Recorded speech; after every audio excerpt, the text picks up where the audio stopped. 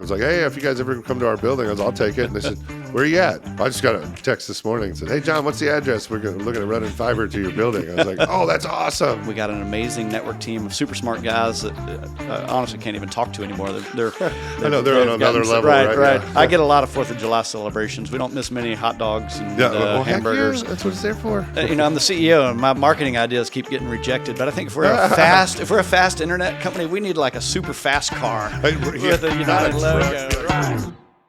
Hey everybody, welcome back to the Murfreesboro.com podcast. Appreciate you tuning in as always.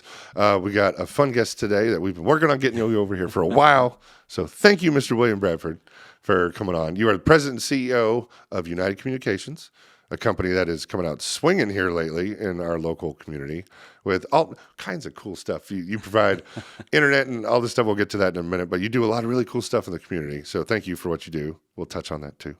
But before we get into that, welcome to the show. Yeah, thanks for having me. Yeah, absolutely. Long-time watcher. Great to be a participant. Thank you very much. We appreciate it. So, but before we get into the meat and potatoes of things, let's learn about you, Mr. Bradford. Oh, all right. Yeah. So you're the president and CEO. I correct? am. How long you been over there? I've been at United since 2011, before internet was cool. Oh, so, okay. I gotcha. Yes. Nice. Very cool. What turn of events led you to be the president and CEO? Yeah, great question. I grew up in Chattanooga and Soddy Daisy, and love being a Tennessean. But fortunate enough that early in my career, I started at a random job at an internet provider headquartered in Charlotte, North Carolina, that was really focused on bringing internet to rural communities across the country. And so we operated in 18 states, really focused on rural areas. And in 2010, you're in the middle of the recession. Nashville was still doing pretty well, but people weren't investing in rural broadband. Gotcha. And so I was fortunate enough to have a mentor in my life who's helped me take that next career step. And mentors are really important. And we identified this was a family-owned business. The family was ready to retire and get out of the business. Okay. And they're primarily in the legacy telephone and DSL business. Gotcha. But we knew fiber was missing in Middle Tennessee. Nobody was investing in fiber. And so we bought the company from the family that owned it for 65 years at the time. No way. With the plans to expand fiber into rural areas in Tennessee. Wow. Okay. So I didn't realize United has been around that long. So it was a legacy United telephone company headquartered in Chapel Hill, Tennessee. No, in Chapel Hill. Marshall County. Wow. Been out there. Well, back then there was nothing out there in Chapel Hill. It's a great community. I love Chapel. I've been out there several times. It's growing, and honestly, with the cost of living, with what you're seeing in the center of Nashville, we're seeing areas like Chapel Hill really benefit, and great schools. The schools are on the rise. Great housing. Okay. So it's a great place to do business. So we still have a massive operations center in Chapel Hill and a great team of local employees there, with our office just around the corner here for our engineering and finance teams, and then an office in Franklin. Okay. Man, I haven't been out to Chapel Hill forever. I need to go out. Oh, Last time I was Beautiful there, drive. it had grown quite a bit. And it was what's all this stuff out here? So I had a great reverse commute down to Chapel Hill, and I used to joke the only times I got slowed down, literally, and this was just a few years ago, is if you get stuck behind a tractor. There's still a lot of tractors moving around, and I love that about Chapel Hill. But it is growing. I know some people don't want to see it grow the way it is, but it's a great community. Do they still, the railroad tracks go through? Is there still that one big hump that you know what I'm talking about? Oh, for sure. And I haven't, as a local, I guess I'm supposed to go do the ghost, get sit out the track. There's a ghost of Chapel Hill that you're supposed to see, and I haven't done that yet. That's funny.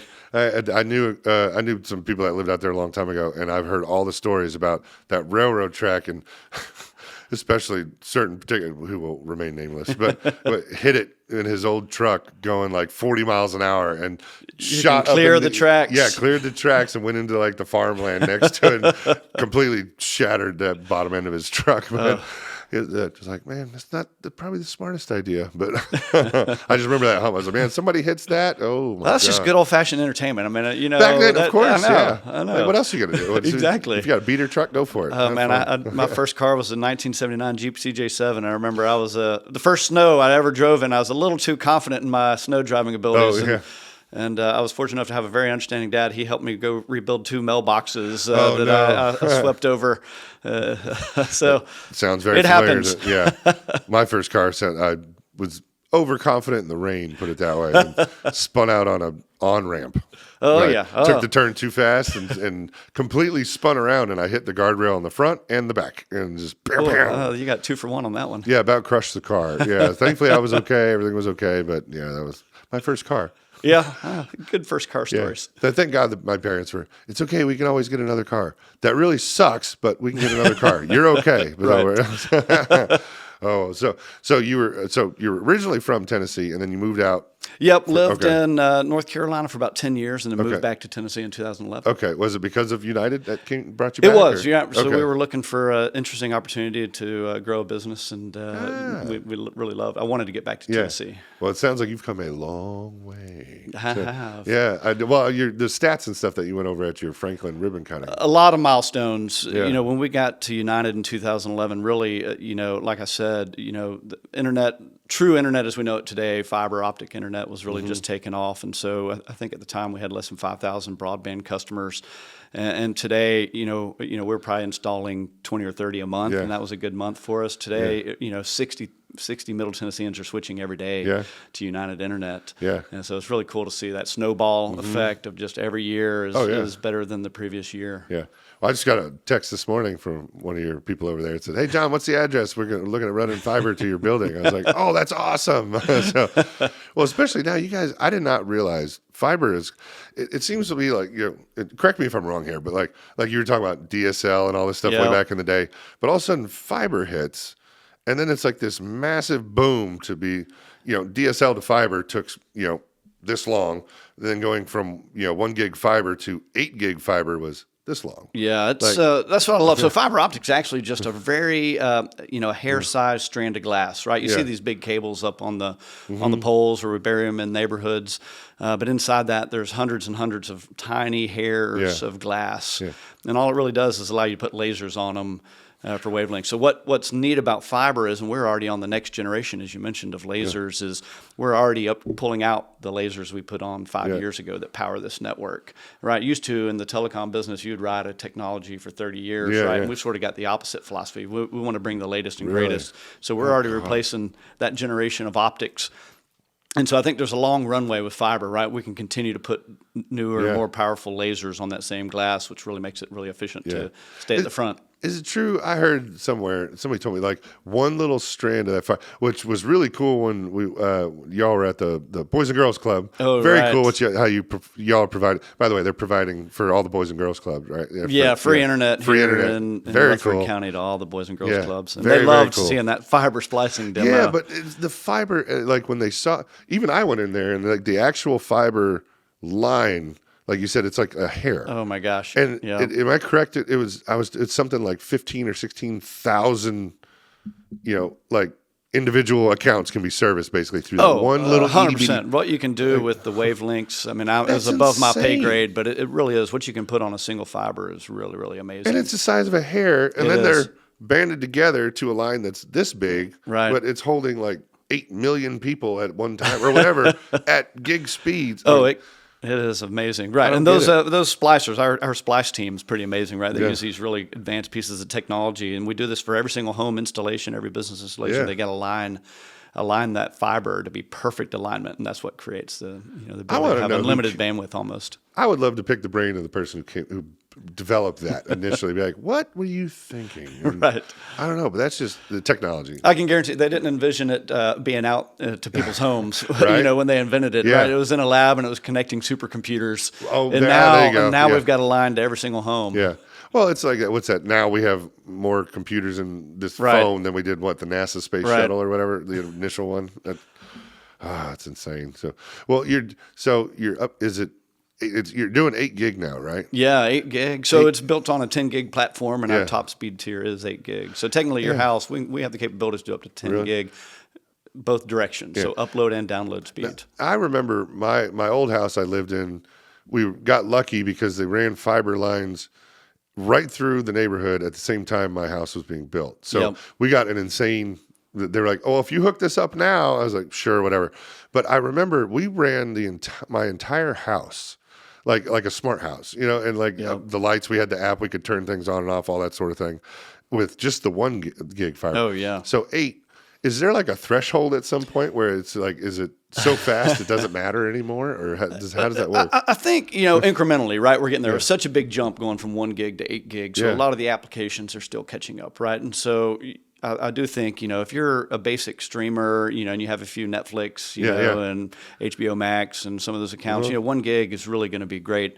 But if you're starting to use, AI a lot more, you're uploading a lot of documents, I think is really where these higher speeds are advantage. So if you have, we've got some houses that got 30 security cameras on them, and that they're uploading all that content to the cloud. I mean, what you're doing here, I'm sure a lot of it's not saved local, right? You've got cloud accounts, and it goes up before it comes back down.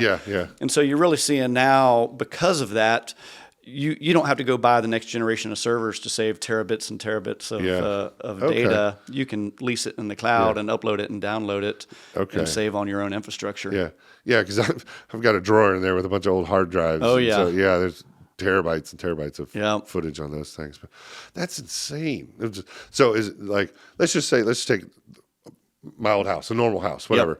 So the 8 gig line. So does it end up kind of being like, let's just say you got 100 people there doing something, but so is it more like connectivity? Like you can handle 100 people at one time, or is it just, I think that's the biggest advantage. So multiple devices. So if you've got a house that has 50 connected devices and they're all going at once, right? I've got 4 kids in my house, so there's a high likelihood that there's multiple streams happening. So obviously, the more speed you have, the more simultaneous kind of activity you have. You're doing things at a faster interval, also with that 8 gig. But I mean, if it takes 40 meg maybe to have an HD stream of a streaming service. So that's not going to change the performance a whole lot from 1 gig to 8 gig. But if you've got multiple streams, you're trying to work at the same time, that's where it's really important. So you could have every TV streaming, every kid on their phone. Because what is it with kids?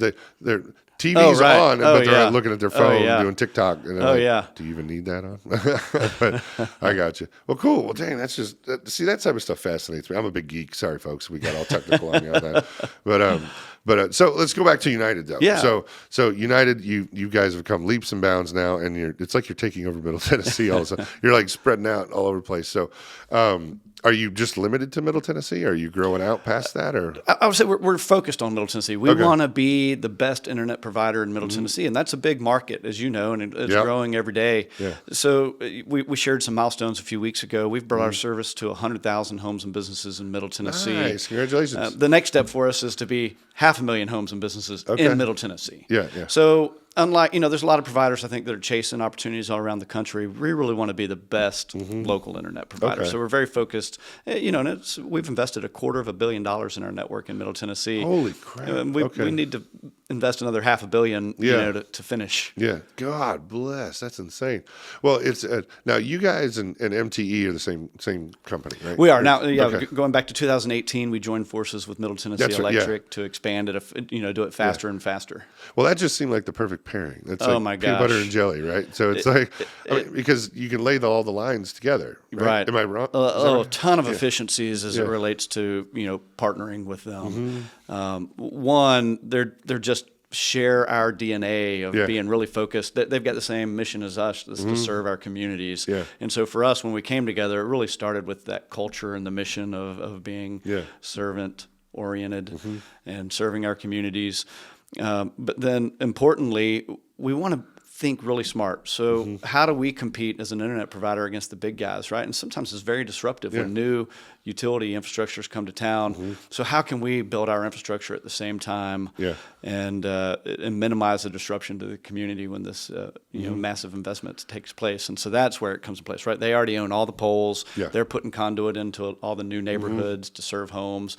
And so how can we partner at the same time, get our fiber infrastructure in at the same time the electric infrastructure goes in. And that's really, I think, makes a huge difference. Oh, for sure. Yeah, I just can't, that and like one of the, correct me if I'm wrong, but when we were at the ribbon cutting in Franklin, you guys now have enough line and everything to service the entire county. Is that right? Everybody within Franklin or Williams County? Well, we announced, so the ribbon cutting you're talking about was in Franklin a few weeks ago. And so, backing up just a little bit to 2018, I'll tell I'll tell this story really quick. I think the history makes a difference on sort of where we are. in 2018, when we partnered with Middle Tennessee Electric, they were trying to solve a problem too. Is a lot of their members in their rural areas had no internet. Oh, okay. Right. And we were focused on rural areas. And so when we partnered with them, we said, by 2025, we want to see every single Middle Tennessee Electric member that has no access to internet get internet. Okay. And so that's been our focus first. And I call it the four corners of the county. So when you look at how we've built our network, this is completely upside down, right, to how a big provider, a big public company would come do it. That's focused on the most dense, most profitable areas. We've focused on the hardest to serve, underserved areas first. And so we're wrapping up what we call Project Unite, which was our initiative to serve every single unserved Middle Tennessean with internet. Nice. And so where we are today then is we surround Franklin, we surround Murfreesboro with our network, and now we're finishing serving the entire county by coming into the big county seats. Okay. So like you said, it may sound backwards, but that sounds pretty smart. Like if you're gonna line the area and then go inward. Right. It sounds, you're just going to we love it. It's great. We've built a great reputation for customer service and doing things. None of the other providers were going to these areas. They were, ignoring these customers. And there were 41,000 homes and businesses that we've served through Project Unite that never had access to internet at their home or business. Really? Yeah, it's amazing. Yeah, you just think just in Middle Tennessee. Just in Middle Tennessee. And there's maybe, like I said, we're finishing up. This year was our last big year. And so I think there's about another 14,000 that are getting serviced through projects that have been ongoing. Really? So when we were done, there'll be we're getting pretty close to 60,000 homes and businesses in our region that never had reliable internet. That's awesome. And not only that, you're giving them like lightning right. fast. I mean, the same kind of fast. stuff you would expect, right, if you live downtown Nashville. And that was what we wanted is you awesome. shouldn't, living in our rural communities, you shouldn't be disadvantaged. Yeah. Well, and one thing I love too is we had your website pulled up here, but I of course put the iPad over here. But anyways, if you want to go to the website united.net, right? Yes. And people can see like your pricing and stuff. Your pricing is very comparable, if not better, than some of the other ones out there. And you're getting 8 gig speed. Yeah, thanks for asking that question. That really, it was a decision we made a long time ago. Is we wanted people in the rural areas to have the same kind of quality of life and the standards that if you lived in the center of town. Yeah. And part of that's what you pay for service. And obviously, if you think about it, if you live in New York City, you ride the subway for a couple bucks. But in the rural areas, you're going to pay more to get on the train and then connect to the subway. We wanted just the opposite. We wanted to price it just like you lived in downtown Nashville. For all our communities, even though theoretically, the cost is higher, right? We got less customers per mile. Well, if you think about it. Yeah. But that's just dang. So, it just hit me. You said customers per mile. One thing we talked about with Chris when he was on here earlier. Do you know how many miles of lines you guys have? We're getting pretty close to about 4,000 miles of line. 4,000 miles? Right. Okay, dang. And so that's just, and built all in the last couple of years. The team's been working hard. You guys are moving fast, man. So how big is the team over at United now? We just hit another huge milestone: 200 employees, all local employees between those 3 offices, and then obviously a lot of our field technicians will go straight to their first job in the morning from their house. Wow, dang. Okay, so. Can we buy stock in you guys? It sounds dang. You guys are hearing your story. Like I said, the Franklin one really opened my eyes when listening to you guys talk about your stats and the growing one. I was like, man, you guys have come out swinging, and doesn't sound like you're slowing down. No. As you know, what I love about the communities we serve, and especially the business communities, there's a lot of great local businesses that are competing against the big mega public companies, right? Even the coffee shop around the corner here, has to think about, how do I compete against Starbucks? Yeah. And so, part of that is, thinking big. And, the team really came out swinging. We have built the reputation. We knew we'll never have their $1 billion marketing budget, right? That's how these big companies overwhelm everybody, right? So we just have to be better, and we have to be smarter. And we have to make it easy for people to switch. And I think that the team has achieved that mission. As I mentioned, something like we're installing 60 people that are switching from other providers now every day. And you do it by thinking big and making it easy and backing it up with a network that's really powerful and great local customer service. People can't compete with our 200-member team on customer service. Yeah, that's one thing. Again, like pairing the peanut butter and jelly with you and MTE, because everybody loves you guys. I mean, there's been so many, like if we post anything about you guys or whatever, everybody loves you guys. I mean, that and you're basically kind of the backbone of the community. So, I mean, it's... Appreciate it. That's what I love about being part of a nonprofit organization, right? Everything Yeah. goes back into the community. Our team is really engaged, right? I mean, the number of Christmas parades and 4th of July Right, yep, celebrations yeah. that we sponsor, it's gotten to Yeah. be where I can't be in 7 places at once, Yeah. and we have to divide and conquer. Yeah. But it's pretty cool to see, and just a lot of when you're doing that, you're engaging with people that are already invested in the community, Yeah, which yeah. is just that's Yeah. refreshing and exciting in and of itself. Yeah, that's one thing I love too with it. You know, working with you guys and learning about you was if there's an event going on or something going on in the community that is for the community, that's a benefit to whatever the case may be, you guys help out. Yep. And you're through sponsorship or volunteers or whatever, and having people. And I've run into you guys so many times and stuff. I'm like, "What are you doing here?" Like, "Oh, we're just here to help." I'm like, "Okay," So I mean, it just again goes back to how everybody loves you guys and what you're doing in the community. Very impactful, and you're helping out so many people. So thank Yeah, you for I appreciate all that. Yeah. No, it's very rewarding. But also, if you think about it, we're hiring all local people that Yeah. live in the communities, Yep. and we're already involved in a lot of these organizations and really want to bring United to it. Yeah. And that's pretty cool to see, too, is our local team members just sort of taking the lead and advocating for some of these organizations. Yeah. Just like Boys and Girls Club is a great example, right? Exactly, One of our team members is on the board of it's a combined Rutherford County and Bedford County Boys and Girls Club. And so we've always supported the Bedford County one, but then when we started doing business in Rutherford County, we just loved that organization and wanted to be a part of it even more. And it's just, been really cool. Yeah, that was very cool. And I'll be honest, when I went to the Boys and Girls Club for y'all's thing that you were doing there, I didn't realize you were doing the whole thing free. Like I thought you were helping out in a certain way, or like we'll take care of the pipe and then you pay for the service or something. You're like, no, it's all free. We're just helping them out. I was like, well, that's really cool. Yeah. And so taking care of them and that's a cool. great example. That you think about the number of kids that go there every day. Yes. And a lot of them are doing their homework. A lot of homework's moved online. At least downloading your assignments and re-uploading them. That's a great case study of a location that needs 8 gig. Yeah, right. Yeah. And so we were glad to support it. And the kids were so energetic and had so many questions about how fiber works. Yeah. It was pretty cool. Well, it was cool to see the kids too, even the little guys. They're going into that truck and looking at and I apologize, I don't remember the guy's name who was in the truck, but he was so good with the kids. He was like, "Hey, you want to check this out? Here, come over here. I'll show you how we cut it." And he was like taking them through it and and all this, and this is how we put it together. I was like, "Oh, this guy's a good dude." But he really engaged with the kids. It was just cool to see that. I appreciate that. It's we've got a great team, and we care. Culture is a big piece of our interviews, and being humble and hungry and smart. And, 3 characteristics from a great book.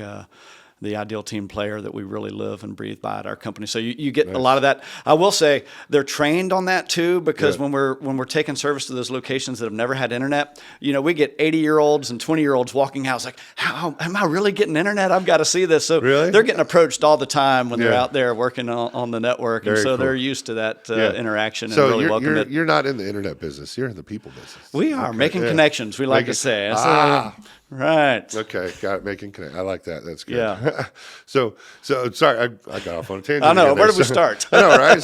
So you talk about Middle Tennessee and the counties you're in. What counties are you all in right now? Yeah, great. We actually serve parts of Davidson County, the southern parts of Davidson County, and then our network, because we wanted to build this really powerful network, we've actually built our fiber network into all the data centers in downtown Nashville, and I'll tell you why that's important in a minute. It really differentiates us. Yeah. But then really where our bread and butter, residential and business internet are being built in Wilson County, Rutherford County, and Williamson County, so surrounding Nashville.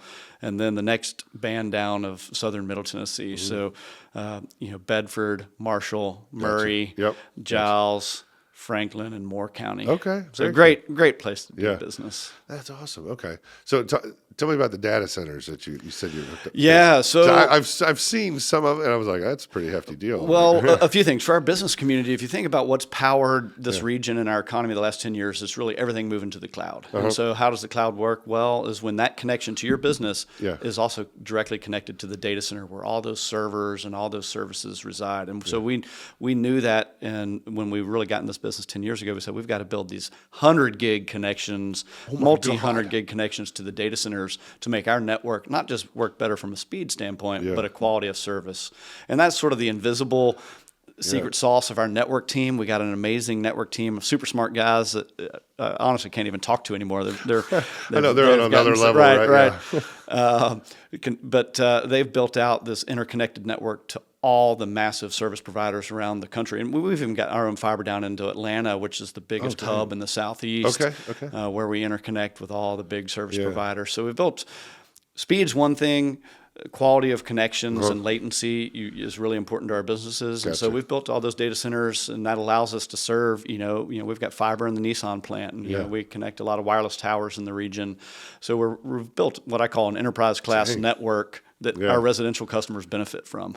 Very cool. You got fiber in the Nissan plant? Yeah, Jeez, that was a fun one. They only shut down, for maybe 2 days twice a year, at least a couple years ago. That was their MO. So you have 2 days to build miles of fiber on a facility that's paved. Yeah. And the team did a good job getting in there. Yeah, that's awesome. I used to know somebody who worked over there pretty high up, and I think I remember something that was like if their lines shut down, it was like some astronomical number per minute. Oh my gosh. It was like $9 million a minute or something insane. It was unreal. Well, we've got one of our biggest contracts because of that. They have a lot of providers in their plants all around Middle Tennessee. Yeah. We've actually got fiber in their plants, in Franklin County and some of their suppliers in Marshall and Bedford County.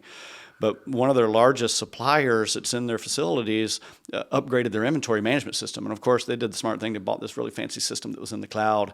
And the day they went live on it, that system didn't work because their internet connections wouldn't support it. And they signed the contract with us the next day to switch to us and build them a dedicated fiber network. There you go. Just for that reason, right? They knew down to the minute what it was costing them to not be able to move, right? They couldn't run their line if they couldn't track the inventory on the line and where it was going and how it was being assembled.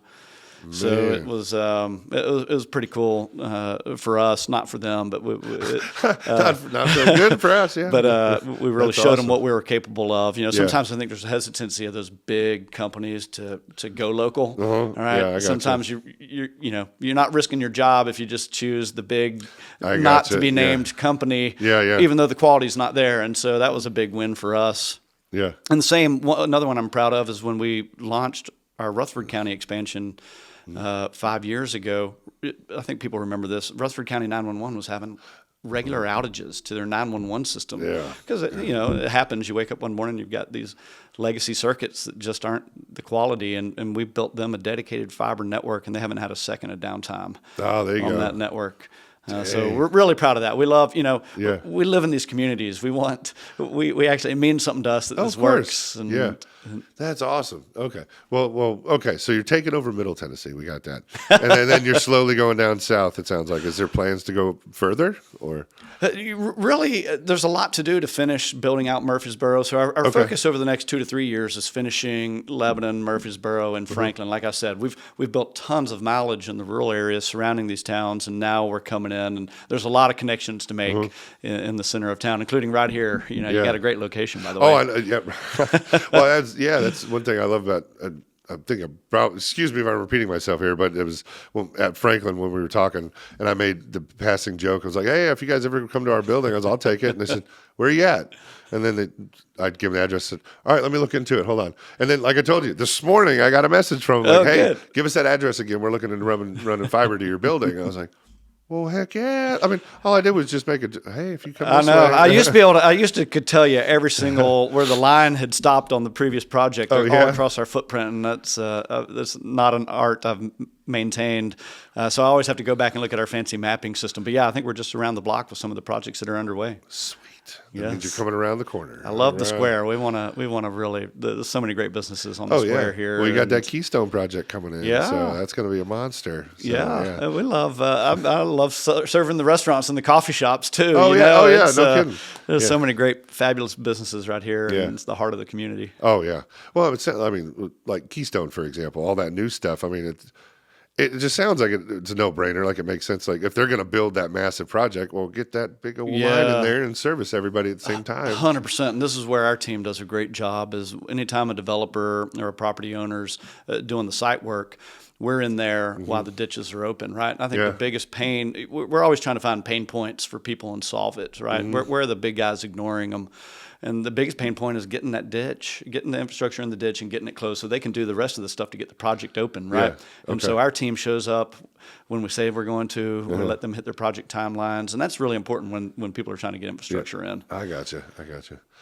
Random curiosity question. Yeah. How deep do you bury the lines? Really deep. This is what's unique about us. Because of our partnership with Middle Tennessee Electric, we've adopted the electricity standards for buried cable, which nobody does this in the internet side. And this is why we don't see many outages. So in many instances, I mean, obviously there's a lot of areas where we're dealing with a lot of rock and there's variances.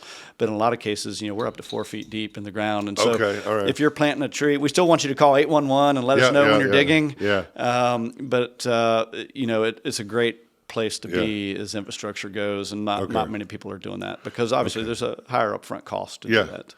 Because we were talking about my old house, and we had the little, the box in the front yard and all that stuff, and they ran it literally just straight up my yard, right up the corner of our yard to the house. But I think they only buried it like not even a foot. I think. And I remember that posed some issues later on. And so when doing some yard work and stuff, and I remember they had to come out and spray the line and all that other stuff. I was like, you would think they would bury it deeper. I know. I can't explain it. Some of these companies have unlimited money, and I joke, it's like they're burying it like you bury a dog fence. Those invisible fences. Yep. Exactly. And we've got we got 2 dogs, and I feel like I still hit my invisible fence. I know exactly where it is, and I still hit it about once a year. Right. Yeah. When I'm doing something in the yard. Yep. So I wouldn't want my fiber connection like that, but that's not my decision. Because we were putting in a little garden area with like a little fish pond and all this other stuff, and then I remember that just ended up going right over part of the line, which I guess in hindsight's fine, but then when you have issues with it, you got to get under there. Right. Like, that was a nightmare. So, but I just hope that segment never has to be touched. Yeah, that's right. Yeah, and thankfully that's his old house, so I don't have to deal with that anymore. That's awesome. Very cool. But if you don't mind, I kind of want to switch gears a little bit to all the stuff you guys do in the community. Yeah, thank you. So I know you guys do a lot, and like I said, the peanut butter jelly thing, you guys and MTE and the pairing of you two and how much you guys do is just wonderful. So I'm going to let you kind of take over on that one. So tell us about just the events and things that you guys do. We've got a great, our community team, we call it, we like words mean something to us. So we do have a community team that is focused on nonstop events. And I worry we burn them out. We'll burn them out because it's starting to be that season, right? You get a few months off, February, there's not a lot going on. Yeah. That's one of the few months, but then we're starting to go into the 4th of July season. I think we're sponsoring 7 or 8 community-based 4th of July events. We've done the Nolensville 4th of July, which has gotten to be huge. Nice. Doing it here on, I think it's June 28th or 29th. That's not the 4th of July. So I get a lot of 4th of July celebrations. We don't miss many hot dogs and hamburgers. That's what it's there for. So the summer season's great for us. One of the other things we do is free internet for volunteer fire departments. Oh, cool. One of the things we found out that was a problem of our communities was they were struggling, at least 4 and 5 years ago, to get volunteers that wanted to be at the fire hall because there was no internet at the fire halls. So they really wanted to, hire young people that were willing to work at volunteer fire departments, and B, have them be around the fire hall. And so internet was an important part of that. So we decided we'd provide free internet for any volunteer fire department. We're getting ready to connect another one here just up the road. And so that's a big piece of what we do and giving back to the community. Our United Community Foundation gives out scholarships. We offer scholarships in every school for college. Nice. So $2,000 a year for 4 years, $8,000 scholarship. We just awarded those a few weeks ago. So that's really cool. We love going out and awarding those at awards days. Yeah. A lot of smart kids in our communities. How do you give out the scholarships? Is there an application process? There is, yeah. Okay. So we try to work with the college guidance officers at each of the schools, and then have an application. And we actually, it's gotten so big, we have a third party that reviews. There's all these educational foundations that are happy to help you sort of award scholarships and be impartial. That's awesome. Yeah. Right. Yeah. Got to have that third party. Right. Yeah. Exactly. Got to have that. That's cool. Okay, so you got fire departments, you got the Boys and Girls Club, you're doing scholarships. And then What just else you do? people like bucket trucks in their events. So we do a that's lot of true, yes. parades, a lot of parades. Yep. And we, one thing we do is we have ambassadors, and these are paid internships for, usually it ends up being high school age kids Okay. that come do this. Sometimes college freshmen will come back and do this during the summer, and they'll come work events, wear United gear and hand out our freebies and There you hand go. out candy Yeah. and sort of follow along or ride in the bucket trucks. And that's a really cool job. And people can sort of see how community engagement and marketing Yeah. work.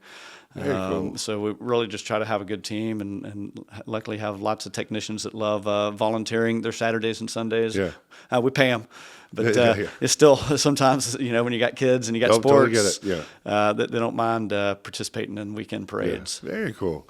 Yeah, we need to team up on the Christmas parade. That'd be fun because our monster truck, we put it in there every year, and so we I love putting it in the truck. But I always wanted to pair up with somebody, do something real big. Well, I know I keep saying, I'm the CEO, and my marketing ideas keep getting rejected. But I think if we're a fast internet company, we need like a super fast car with a United logo, right? We need like a super car that we take to parades to advertise fast internet. I'm still trying to get that in the budget. There you go. Hasn't been approved. Well, let's go talk to the auto collection guys. You ever see them over Oh, here? yeah. God, Oh, they have yeah. nice cars over They there. Some of do. those things. Woo. There's a lot of car shows at the events we sponsor, as you can imagine. yeah. So I love taking my kids, and we'll go walk the car shows. There you go.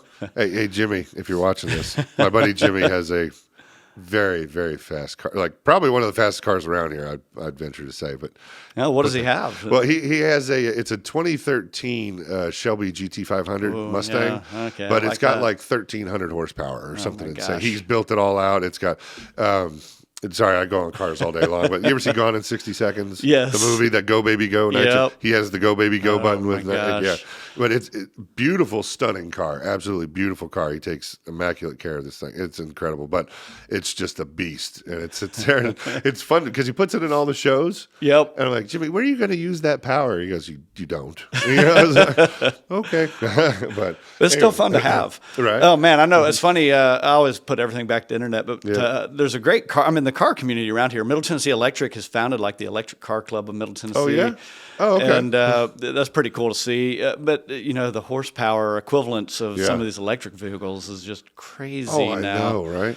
But then we get a lot of requests. People have their cars. They love them. They're putting security cameras in their garages for their cars. And so Yep. we get a lot of requests for fiber connections Oh, yeah. to those security cameras. Totally. Yeah. Absolutely. No, I'm right there with you.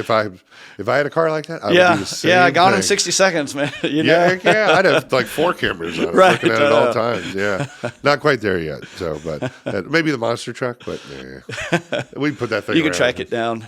Yeah, it kind of stands out a little bit. Yeah. It's all right. Now I hear the barbecue, those big tow behind barbecues are a hot commodity too. So need more security cameras on those. Yep. Just pull up, grab it, and take it. Right. Yeah.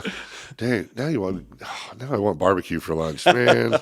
We go to Mission Barbecue a lot for lunch. It's That's a good stuff. spot. Oh yeah.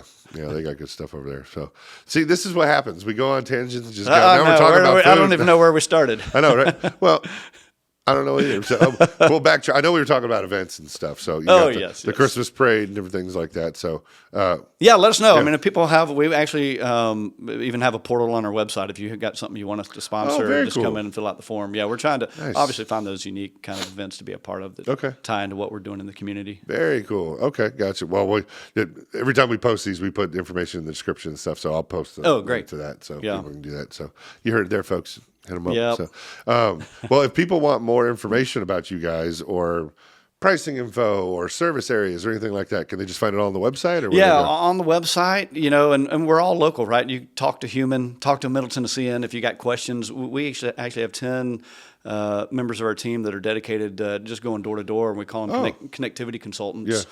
All right, so they're there to answer questions. A lot of people, are nervous about making a switch, and especially if you've been with your provider, even if you're not necessarily happy and you've been a provider for 30 or 40 years, you have legitimate questions about how things are going to work. Yeah. And a lot of people still have legacy phone numbers, and so we're able to keep those phone numbers, and our team will make the switch, just like with your mobile phone. If you want to switch providers, that phone number's yours, and we make it easy. Okay, yeah. You said legacy phone numbers. Do people still have landlines? They do. It's still, and especially in the rural areas, it is. Yeah. There's a lot of places, that mobile phones just still aren't reliable yet That's from a funny. coverage standpoint. Okay. God, I don't think I've seen a landline in forever. Yeah, I would say 10 to 15% of our customers still have a Do they landline really? phone. Yeah, Well, somewhere that's in cool. You that. still service them though. Yeah, Yeah. that's funny. Okay. I know Jen and I joke that we need to do a video on, you see those videos with they take young kids and they have like a rotary phone. Right. And they're like, I'll give you $100 if you can make the phone call, whatever. And they just stare at it. They try to push the button. I'm not sure mine would be able to do the push button phone. What is this? I don't know. That'd be fun. We just try Well, that. our roots were back to a legacy telephone company, so Yep. we still have one of the old switchboards in one of our offices where I you would saw have an that. operator That was and cool. Yeah. and make the actual a human making the physical Yeah. connection from line to line. How did that work back in the day? That was a little before my time, but it was, you just call there's an operator sitting Yeah, there. you pick up and the operator, Betty, she'd say, Yeah. "Oh, who do you want to connect to?" And she would make that physical connection on that switchboard that connected those two lines. In a lot of cases, it was party lines. So there might be 4 people. You can have 3 of your neighbors that could listen to your conversation. No way. Was the joke? Oh, yeah. that's funny. So does each house, did it go by like address or was it just like line 1, line 2, line 3? Yeah, each house would still have its own phone line connection, but the way they would sort of come back to the main system, they would share some facilities, and that was the old funny. party line system. The party line. Yeah. Yeah. I remember my parents talking about that. Yeah. That's fun. So you could literally just pick up Oh, conversation yeah, every day. dude. I remember being at my grandparents' house. Like, before you start dialing, make sure you listen if somebody else is on the line. No way. Oh, yeah. Hey, get somebody that just sits there quiet. Oh yeah, I think there was that's how news was shared in rural communities years the ago. gossip listening starts. to the party line. That's funny. Wow. Okay. Anyway. There's got to be some kind of equivalent in your business. We've got to figure out Okay. what's the modern day equivalent of that. Right. Yeah. Technology, who knows nowadays. But man, I really want to thank you for coming on. Appreciate it. I'm trying to be John. cognizant of your time. I'm watching our No, timer this here. is great. Thank you for having us on. Is there anything else you want to share to everybody and let them know about United? No, we've got a team that are really passionate about making it easy. And we interestingly, I'll share this one last thing that I think makes us different is we have a customer experience committee, and it's people from our installers, sales, marketing, our network team. We realize, there's like 50 touch points that make what we do unique. And we've got team members that are working on trying to make each one of those touch points easier and easier for our customers, because we know it's a pain to switch, right? I got to switch this and that, and so we've made it easy. We call it painless. We want to make painless connections. I gotcha. And so really just hope you give us a chance. We are, the local company competing against the big guys in town, and we're doing it really well. Yep. That's right. And come on, 8 gig internet.